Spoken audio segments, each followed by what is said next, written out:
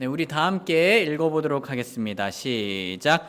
모세가 이르되 주께서 이같이 말씀하시기를 자정이 될 즈음에 내가 이집트 한가운데로 들어가리니 이집트 땅에 처음 난 모든 것은 왕좌에 앉은 파라오의 처음 난 자로부터 맷돌 뒤에 있는 여종의 처음 난 자까지 죽고 짐승의 처음 난 모든 것도 죽으리라. 아멘. 오늘 말씀 주제는 빈칸이 받은 가장 비극적인 재앙입니다. 빈칸이 받은 가장 비극적인 재앙. 이 빈칸은 제가 조금 이따가 알려드리겠습니다. 좋아요. 그런 반응. 자, 형제 자매님들 아시다시피 우리 법을 어긴 사람은요, 그 두 가지 유형으로 나뉠 수 있습니다. 그 법을 어긴 사람은 처음으로 죄를 지은 초범일 수 있습니다. 아니면 그는 죄를 지은 뒤 다시 죄를 지은 재범일 수도 있습니다. 너무 당연한 질문이겠지만 우리 초범과 재범 중 어느 사람이 더 크게 벌을 받을까요? 네, 맞습니다. 재범입니다. 재범이 더 큰 벌을 받습니다.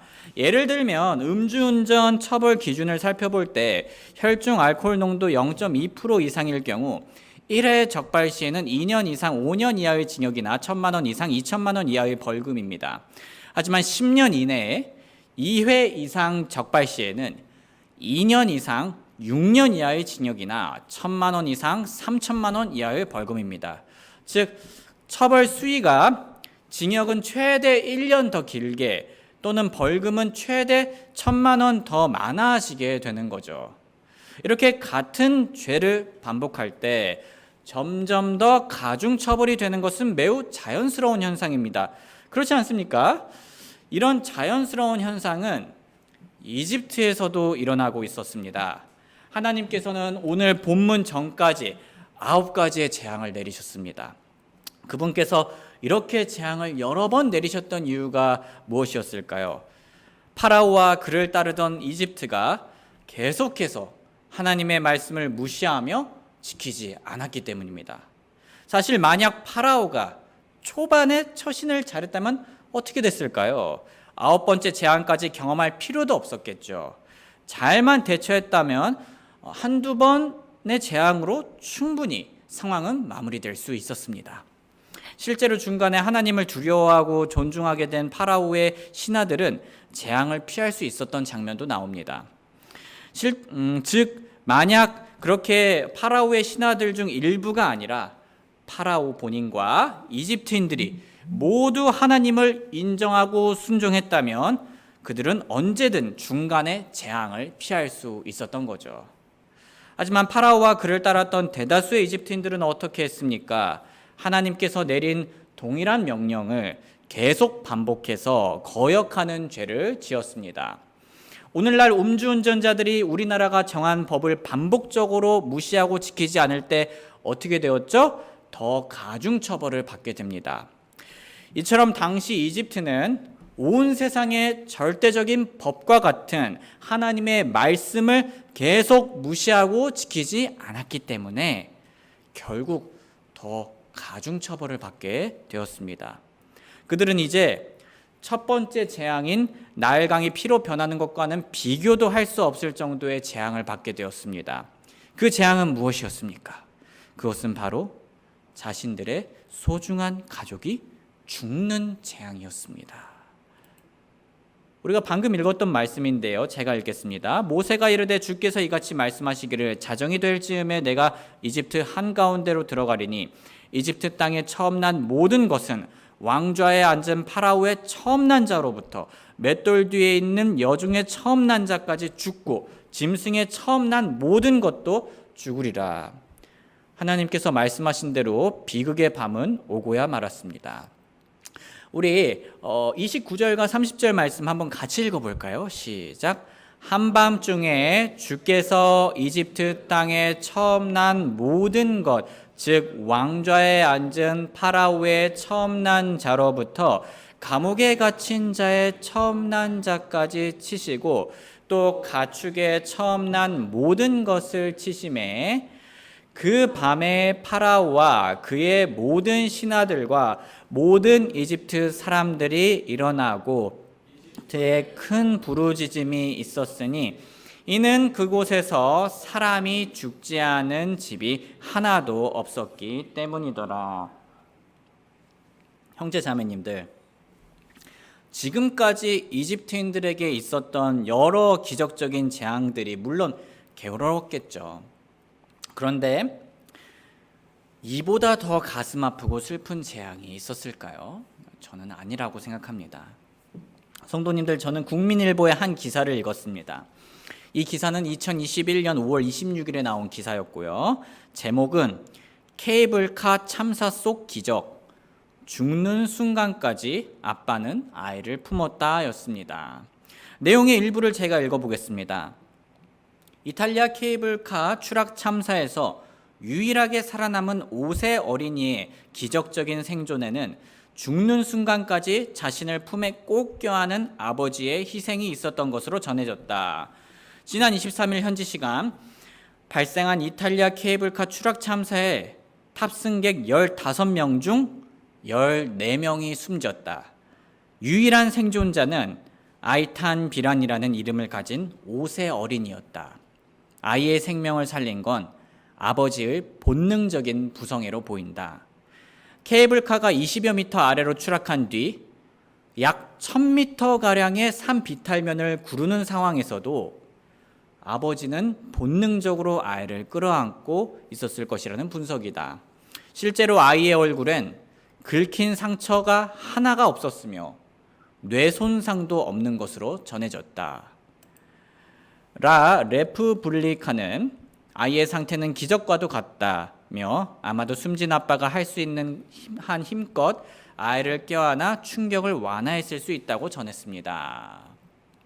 성도님들, 아무도 예기치 못한 그 사고의 짧은 순간에 본능적으로 발휘된 아버지의 부성애가 참으로 대단하지 않습니까?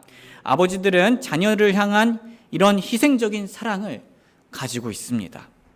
그런데 이런 자녀를 향한 희생적인 사랑을요, 부모님 중 아버지만 가지고 있을까요? 아닙니다. 당연히 어머니들도 가지고 있죠. 제가 한 목사님의 설교에서 들었던 이야기를 잠깐 해보겠습니다. 1988년 유럽의 알베니에 엄청난 지진이 일어난 적이 있는데 이 지진으로 인해서 어린 아기와 엄마가 무너진 건물 속에서 갇히게 되었습니다.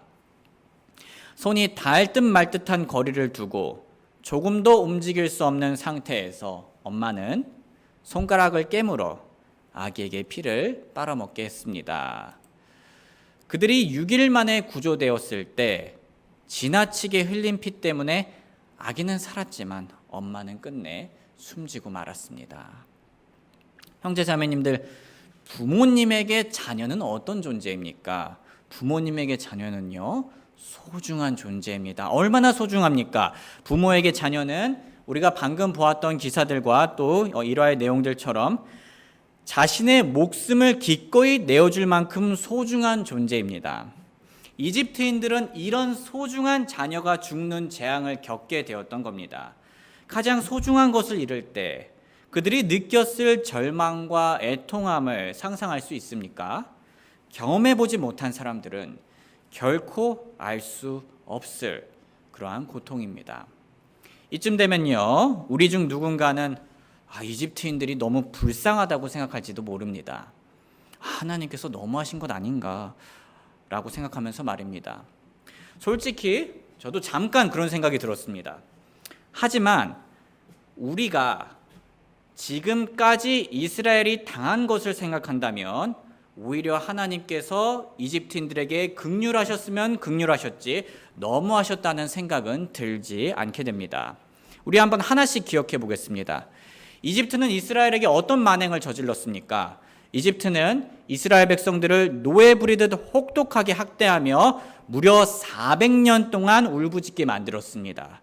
그런데 이집트는 이스라엘 백성들을 단순히 이런 고역에만 시달리게 만들었을까요? 아닙니다.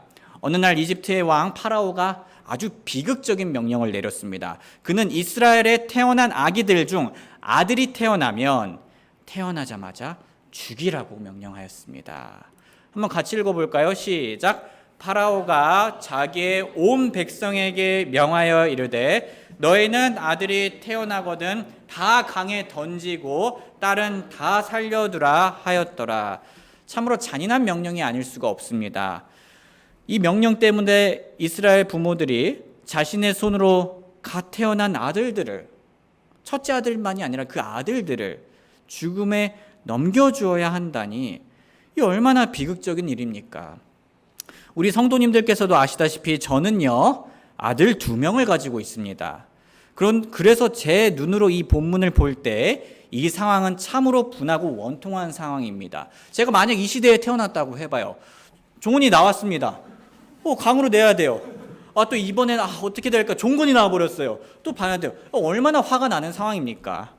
그리고 이게 정말 단번에 그 아기를 이 세상을 떠나게 하는 것도 아니고 강에 빠져 죽게 하는 것이 그 얼마나 고통스러운 일인데 아기들이 그 물속에서 얼마나 괴로웠을까요? 상상할수록 치를 떨게 하는 명령입니다. 가축도 그렇게 괴롭게 죽이진 않을 겁니다. 물론 10번째 재앙을 겪은 이집트인들이 심적으로 힘들었겠죠. 분명 힘들었을 겁니다. 하지만 과연 이스라엘 백성들만 했을까요? 10번째 재앙에서 이집트인들은 처음 난 자녀가 죽었지만 이스라엘은 아들이면 몇 번이고 강에 던져야 했습니다. 오늘날처럼 초음파로 성별을 알 수 없었던 그 임신기간 동안 얼마나 가슴을 졸였을까요? 단지 아들이기 때문에 아이를 강에 던져야 했던 그 순간, 그날의 밤에 이스라엘 부모님들의 마음이 얼마나 찢어졌을까요? 그들의 뜨거운 눈물이 한없이 떨어져 그들의 마음을 녹였을 겁니다. 또한 10번째 재앙에서 이집트인들은 하루 동안 울부짖었지만 이스라엘의 거처에서는 파라오의 명령이 떨어진 후부터 절절한 울부짖음이 아들이 태어난 집들로 인해 매일 밤 끝없는 메아리처럼 울렸습니다. 아들이 없는 가정이면 괜찮았을까요? 아닙니다. 다음은 내가 저런 비명을 지르진 않을까 하면서 덜덜 떨었을 겁니다. 그리고 더 생각해 보면요, 이집트인들은 최소한 자녀와 같이 산 시간이라도 있었지. 이스라엘 백성은 남자아이면 바로 생이별을 해야 됐었습니다. 파라오의 이 명령은 개인적인 고통뿐만 아니라 민족적으로 볼 때도 참으로 고통스럽고 절망적인 명령이었습니다. 왜냐하면 결국 이스라엘 민족을 멸족시키는 것과 다름없는 명령이었기 때문입니다. 자, 여러분들 그 자녀가 또 자손이 계속 생기려면은 딸만 있어서는 안 되죠. 네, 아들도 있어야 됩니다. 그런데 파라오는 이스라엘 진영에서 힘 있는 남자들이 더 이상 생겨나지 않도록 견제하는 동시에 얼마든지 자신들의 힘으로 굴복시킬 수 있을 것 같은 여자들만 자라게 했습니다. 자, 이런 상황이 지속되면 어떻게 될까요? 자, 인구 절벽을 경험하고 있는 우리나라 사람들이라면 충분히 예상할 수 있습니다. 훗날 이스라엘 남자들은 다 늙어 죽게 되고 새로운 남자들은 없을 것이기 때문에 이스라엘은 자연스럽게 멸족이 될 수밖에 없는 운명에 처하게 됩니다. 이스라엘 백성들이 이것을 몰랐던 것이 아니었겠죠. 하나님께서는 이스라엘에게 이런 잔인한 명령을 내리고 괴롭혔던 이집트를 향해 완벽히 정의로운 심판을 내린 것이었습니다. 사실 바로 첫 번째 심판으로 내릴 수 있었지만은 오래 참아 주신 거였죠. 그래서 우리가 어떻게 보면은 이스라엘이 이집트로부터 지금까지 당한 것에 비해서 하나님께서는 이집트를 향해 정말 많이 오래 참아 주셨다고도 말할 수 있습니다. 그래서 지금까지의 내용을 한 문장으로 요약해 보겠습니다. 이집트인들은 자신들이 저지른 잔인하고 또 반복적인 죄 때문에 가족 안에서 처음 난 자가 죽게 되는 가장 비극적인 재앙을 맞이하게 되었다입니다. 형제 자매님들, 다시 말하지만 이집트인들은요, 자신들이 저지른 잔인하고 반복적인 죄 때문에 그들의 인생에서 가장 비극적인 재앙을 맞이했습니다. 합당하고 마땅하고 정의로운 하나님의 심판이었습니다. 성도님들, 오늘 주제가 이 빈칸이 받은 가장 비극적인 재앙이었죠. 지금까지 내용을 보시면은 이 빈칸에 무엇을 넣고 싶어지죠? 이집트인을 좀 넣고 싶어집니다. 이집트인이 받은 가장 비극적인 재앙. 하지만 오늘 제가 준비한 빈칸의 정답은 이집트인이 아닙니다. 그렇다면 누구일까요? 바로 하나님입니다. 오늘 주제는 하나님이 받은 가장 비극적인 재앙입니다. 형제 자매님들, 그 사실을 아십니까? 죄를 지어서 합당하게 처벌받았던 이집트들과 다르게 우리 하나님께서는 아무런 잘못도 없는데 가장 비극적인 재앙을 스스로에게 내리셨습니다. 하나님께서는 그분의 가장 소중한 독생자 예수님을 죽게 하신 겁니다. 우리는 여기서 의문을 가질 수 있습니다. 하나님께서는 이집트인들과는 다르게 처벌받으실 만한 아무런 죄가 없으셨는데 왜 자신의 독생자를 죽음에 내어주는 비극적인 재앙을 스스로에게 내리신 걸까요? 바로 우리의 죄 때문이었습니다. 한번 같이 읽어볼까요? 시작. 내가 또한 받은 것을 무엇보다 먼저 너희에게 전하였노니 그것은 곧 성경 기록대로 그리스도께서 우리의 죄들로 인하여 죽으시고, 그래서 정리하자면 이런 겁니다. 하나님께서는요, 이집트 사람들과는 다르게 자신의 죄가 아닌 누구의 죄 때문입니까? 우리의 죄 때문에 자신의 독생자를 죽음에 내어주게 하는 재앙을 스스로 내리신 것입니다. 이처럼 아버지 하나님께서는 우리의 죄를 제거하시기 위해 독생자 예수님을 죽음에 내어주셨습니다. 형제 자매님들, 우리는 여기서 무엇을 발견할 수 있을까요? 잠시 아브라함과 이삭의 이야기를 생각해 보겠습니다. 우리가 창세기를 보면 아브라함이 하나님의 명령으로 인해 이삭을 번제 헌물로 삼아야 했던 모습을 볼 수 있습니다. 기억들 하시죠? 네, 참으로 말도 안 되고 이해 안 되는 상황이었습니다. 이집트인들이야 자신들의 죄 때문에, 심각한 죄 때문에 자신들의 자녀가 죽는 끔찍한 형벌을 받아야 했던 거지만 아브라함은 그런 경우가 아니었어요. 그럼에도 불구하고 아브라함은 하나님의 명령에 순종하여 이삭을 번제 헌물로 바치기 위해 죽이려 하였습니다. 하지만 아브라함이 이삭을 죽이려는 그 순간 하나님께서 아브라함을 막으셨습니다. 그러곤 이렇게 말씀하셨습니다. 우리 한번 창세기 22장 11절과 12절 한번 같이 읽어보겠습니다. 시작. 주의 천사가 하늘에서부터 그를 불러 이르시되 아브라함아 아브라함아 하므로 그가 이르되 내가 여기 있나이다 하매 그가 이르되 내 손을 그 아이에게 대지 말라. 너는 아무 일도 그에게 하지 말라. 내가 내 아들 곧 내 유일한 아들을 내게 아끼지 아니하였으므로 내가 하나님을 두려워하는 줄 내가 이제 아노라 하니라. 하나님께서는 아브라함이 자신의 유일한 아들 이삭까지 기꺼이 내어주려는 모습을 보고 너가 하나님을 두려워하는 줄 알았다고 말씀하셨습니다. 즉 아브라함은 자신의 목숨과도 같은 유일한 아들을 아끼지 않는 모습을 통해 하나님을 존중하고 소중히 여기고 사랑하는 것을 드러낸 것입니다. 그런데 성도님들, 우리 하나님께서도 우리를 향해 이런 아브라함의 모습을 보여주셨습니다. 아브라함은 하나님을 위해 기꺼이 자신의 아들 이삭을 내어주셨습니다. 하나님께서는 우리를 위해 기꺼이 자신의 독생자 예수님을 내어주셨습니다. 하나님께서는 아브라함이 이삭을 내어주는 것, 죽게 하는 것을 어떻게 하셨죠? 막으셨습니다. 하지만 정작 하나님께서는 자신의 독생자 예수님을 내어주는 것을 막지 않았습니다. 예수님께서는 가시관을 쓰시고 못 박히시며 마지막 숨을 거두시는 그 순간까지 죽음의 고통을 한 방울도 남김없이 다 마셨습니다. 하나님께서는 이렇게까지 자신의 독생자 예수님을 아끼지 않으시면서 우리에게 무엇을 보여주신 걸까요? 하나님께서는 이런 가장 비극적인 재앙을 스스로 내리시면서까지 무엇을 드러내셨나요? 그분은 이 재앙을 통해 우리를 향한 사랑을 드러내셨습니다. 하나님께서 세상을 이처럼 사랑하사 자신의 독생자를 주셨으니 이것은 누구든지 그를 믿는 자는 멸망하지 않고 영존하는 생명을 얻게 하려 하심이라. 한번 같이 읽어보겠습니다. 시작. 우리가 아직 죄인이었을 때 그리스도께서 우리를 위해 죽으심으로 하나님께서 향한 자신의 사랑을 당당히 제시하시느니라. 하나님께서는 자신의 아들을 내어주려 했던 아브라함의 모습을 보며 이제 너가 하나님을 두려워하는 줄 안다고 말씀하셨습니다.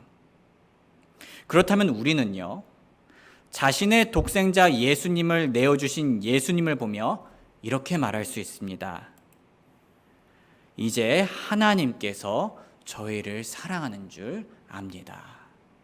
이집트인들과는 다르게 아무 죄도 없는 하나님께서 그런 비극적인 재앙을 스스로에게 내리신 것은 오직 저희를 사랑하셔서입니다.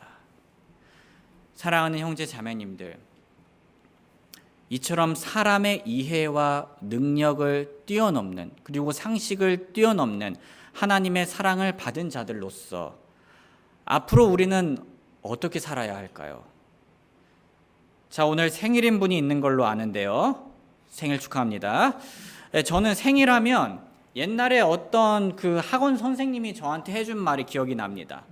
생일날에 물론 그 생일인 사람이 축하받아야 하지만 거기서 멈출 게 아니라 부모님께도 감사드려야 한다라는 그러한 가르침을 저한테 주셨습니다. 왜냐하면 부모님께서는 생일날 우리가 태어나도록 가장 고생하셨고 또 지금까지 태어난 후에 부모님들께서 또 키워주셨으니까요. 아시다시피 우리는 우리가 태어난 후부터 지금까지 알게 된 부모님의 희생적인 사랑을 곱씹을수록 더욱 효도가 됩니다. 그렇지 않습니까? 어떻게 그렇게까지 희생하셨을까? 나라면 그렇게 하기 어려웠을 텐데 하면서 우리가 성장하면서 정말 우리의 상식 이해 이상으로 희생한 부모님을 알게 됩니다. 우리는 그러한 것들을 더 많이 깨닫고 느낄수록 우리가 가진 시간, 노력, 가진 물질 모든 것으로 효도합니다. 그런데 사랑하는 형제 자매님들, 우리는요, 하나님 아버지를 향해서도 마땅히 그러해야 합니다. 우리는 하나님의 희생적인 사랑을, 부모님의 희생적인 사랑을 곱씹듯 곱씹어 보아야 합니다. 그 말도 안 되는 희생을 치룬 그 사랑을 결코 잊지 말고 기억해야 합니다. 그럴 때 비로소 우리는 우리 하나님께서 받으시기에 마땅한 효도를 하게 됩니다. 하나님께서 누구십니까? 우리를 사랑하사 자신의 가장 소중한 예수님을 희생하신 분이십니다. 그렇다면 우리가 부모님에게 그러듯이, 아니 사실 그 이상으로 하나님을 향해 우리가 가진 가장 소중한 것들로 사랑해야 하지 않겠습니까?